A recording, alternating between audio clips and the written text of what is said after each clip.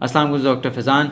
Tip of the day, ये surgery का है। अगर आपका दांत है जो आप निकालना चाह रहे हैं और वो निकलना नहीं चाह रहा है, वो आपकी बात नहीं मान रहा है और आपको लग रहा है कि आपने अच्छा खासा लग्जेट कर दिया है, स्पेशली अगर मोलर है। फॉर एग्जांपल, आपने अपने दिमाग में एनाटमी रटी हुई है, ऊपर मोलर है 3 है और कुछ नहीं हो सकता, नीचे हैं 2 हैं और कुछ नहीं हो सकता, और आप लगे हुए और आपने अच्छा खासा मोबाइल कर दिया लेकिन निकल नहीं रहा है। वो कह रहा है मैं ग्रेड 3 मोबाइल हो गया हूँ लेकिन मैं निकलूंगा नहीं। मैं तो उसके 2 रीज़न हो सकते हैं। एक रीज़न ये है कि हो सकता है आपने एक्सरे लिया हो और एक्सरे में आपको रूट्स ये नज़र आ रही हो, लेकिन एक्सरे 2D है, तो हो सकता है कि एक्सरे में यूँ हो लेकिन असल में ये यूँ हो, तो ये फंस रहा है।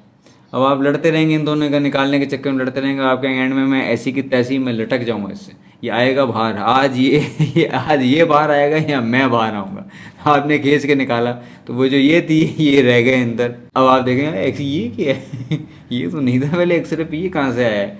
तो वो पहले भी थी, वो एक्सरे पे नज़र नहीं आ रही थी। तो या तो कर्व रूट्स हैं, किसी की यूं हो जाए, अगर आप यूं करके निकाल लें, बकोलिंगुअल मूव करते हैं ना एंड में, बकोलिंगुअल मूव कर रहे हैं आप, अब बकोलिंगुअल यूं करते हैं ये अटक रहा है, यूं करते हैं ये अटक रहा है, लेकिन आप कह रहे हैं यार मैं इसको फूंक भी मारूंगा, यूं भी करूंगा तो यूं हिल रहा है लेकिन नीचे नहीं आ रहा है क्योंकि वो लॉक की तरह हुआ हुआ है। एक्सरे कहाँ से लिया हुआ है?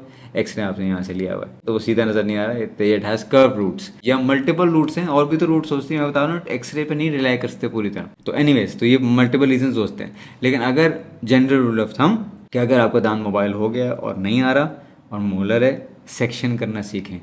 बर पकड़ें, हैंड पीस आधा कर दें, टक करके टूटेगा। अब जो टूटा है वो आधा किया आपने इंटेंशनली, अब वो इजी टू रिमूव है बिकॉज अलग अलग रूट्स अलग अलग आ जाएंगे। तब आप जब निकालेंगे आप कहेंगे यार मीजल तो आ गई, डिस्टल आ गई, ये पैरेटल आ गई, लेकिन अब ये एक और क्या सीन है?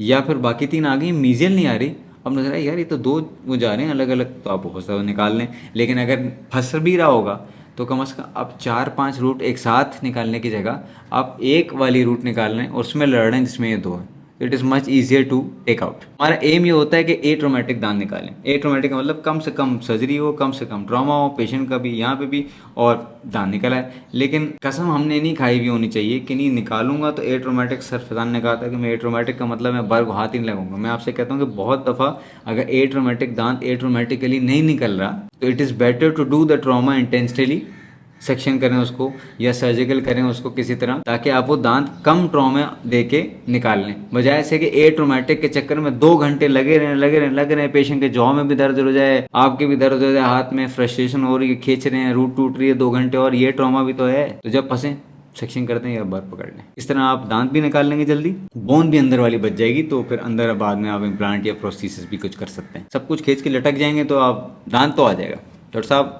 दांत निकल आया है, जान आ गई साथ में लेकिन दांत आ गया।